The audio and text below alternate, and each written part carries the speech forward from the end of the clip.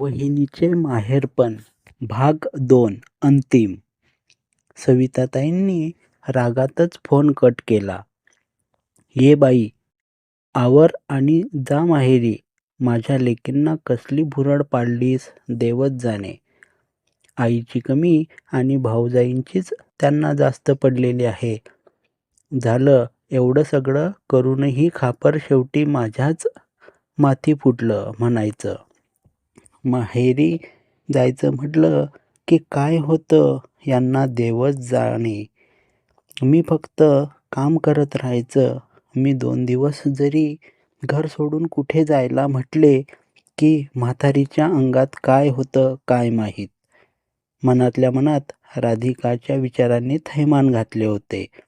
आता तिलाही प्रश्न पडला, या अशा परिस्थितीत माहेरी जावे की नाही. परंतु तितक्यात राधिकाचा भाऊ चारचाकी घेऊन दारात उभा. घ्या, आधीच सगळं ठरलं होतं हिचं. मग नाटक कशाला करायची गरज. उगाच सविताताई सर्वांना ऐकू जाईल अशा आवाजात बोलल्या. राधिकाही विचारात पडली. मी तर रिषभला बोलवले नाही. मग अचानक हा कसा आला. राधिका थोडी विचारात पडली. तिने रिषभला चहापाणी दिले. सविताताई रागातच बाहेर निघून गेल्या. माझ्या माहेरचे कोणी जरी आले तरी आईचे वागणे हे असेच असते. अजून काय केलं पाहिजे मी या घरासाठी देवच जाणे.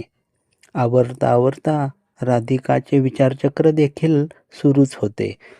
बाहेर तोपर्यंत आजीने दोन्ही नातवंडांना बरोबर फितवले. आपली मेघा आत्या येणार आहे आज. सोनू आणि मोनू पण येतील. मग तुम्ही मामाकडे केल्यावर आम्ही त्यांचे खूप लाड करणार. मस्त मस्त खाऊ पण आणणार. तुम्ही जा तुमच्या मामाकडे. आता यश आणि रिया दोघेही आम्हाला नाही जायचं आई तुझ्यासोबत म्हणत मामाच्या घरी न जाण्याचा आग्रह हे करू लागले. आई तू जा मामासोबत, आम्ही नाही येत. दोघेही आता काही केल्या ऐकेनात. मामाच्या गावी जाण्यासाठी आतापर्यंत आनंदाने उड्या मारणारी मुले आता आम्हाला नाही जायचे म्हणून अडून बसली होती. सविताताईच्या या अशा वागण्यामुळे दोन्ही नातवंडांना मामाच्या गावची तिकडची आजी आजोबांची ओढ अजिबात राहिली नव्हती. आणि हीच गोष्ट सविताताईसाठी खूप अभिमानास्पद वाटत होती.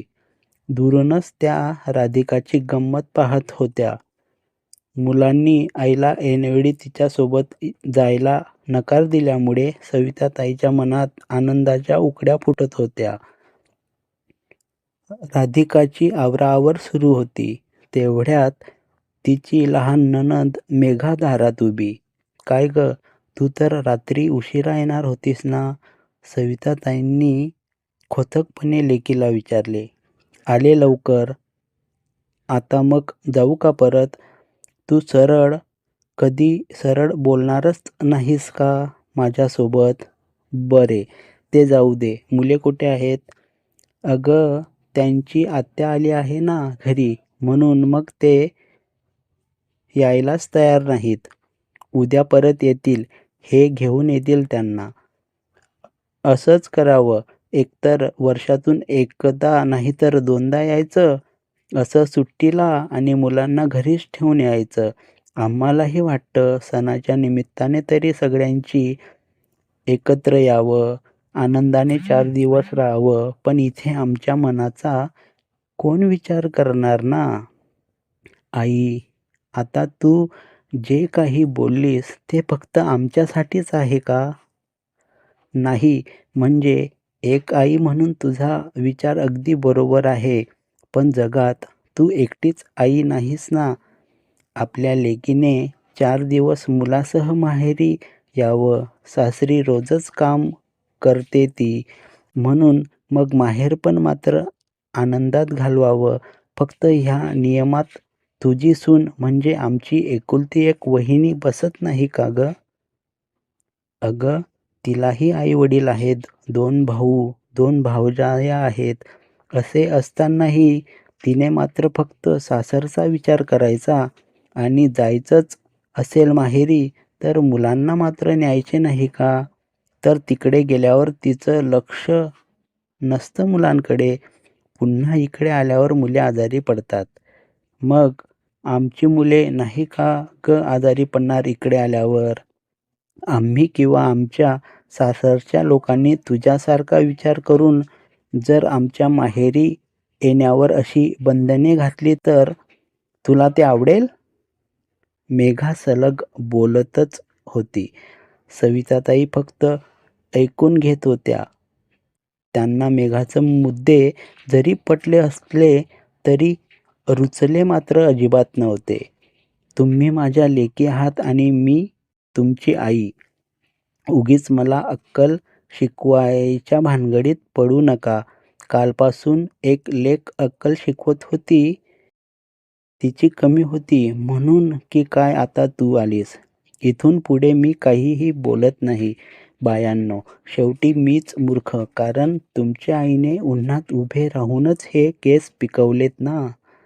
नकळतपणे सविताताईच्या डोळ्यात आसवांची दाटी झाली, कारण त्यांच्याशी असे कोणीच वागलेले, बोललेले त्यांना अजिबात आवडत नाही. प्रत्येक वेळी सण आला की राधिकाने माहेरी जायचे ठरवले की सविताताईचे हे असं वागणे ठरलेलेच असायचे. त्यांच्या या अशा वागण्याला घरातील सर्वजण आता कंटाळले होते. थोडक्यात घरात त्यांची दहशत होती. कोणी त्यांना विरोध केलेला त्यांना पटायचा नाही. त्यामुळे कोणी जास्त करून त्यांच्या नादी लागतच नव्हते. पण त्यामुळे त्यांना त्यांची चूक देखील समजत नव्हती. आज मेघाने मात्र जे होईल ते होईल असा विचार करून एकदाच काय तो सोक्षमोक्ष लावायचाच असे ठरवले आणि ते करून देखील दाखवले. पण त्यामुळे सविताताई मात्र मनातून खूपच दुखावल्या होत्या. ज्यांना आज लहानाचे मोठे केले त्यांचं आज मला अशा उलट बोलत आहेत याच्यापेक्षा माझी सून परवडली. कितीही राग करा तिचा तरीही शब्दाने कधी उलट बोलत नाही. विचार करता करता सविताताईंच्या एक गोष्ट लक्षात आली. खरंच मी समजले. राधिका इतकी वाईट नाही. मी खूप वाईट वागले तिच्यासोबत. पण ती मात्र तिचे कर्तव्य बजावत राहते नेहमी. मी माहेरी जाणार म्हटले की माझ्या मनात धडकी भरते.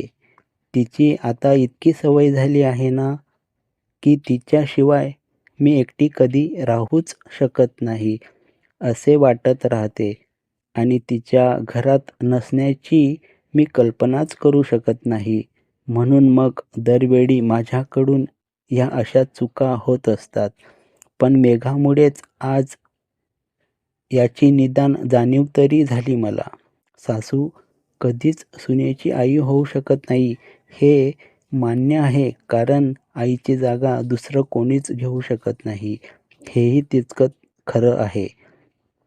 पण मी आज ठरवलंय, मी राधिकाची आई बनण्याचा प्रयत्न जरी नाही केला तरी तिची मैत्रीण बनण्याचा नक्कीच प्रयत्न करेल.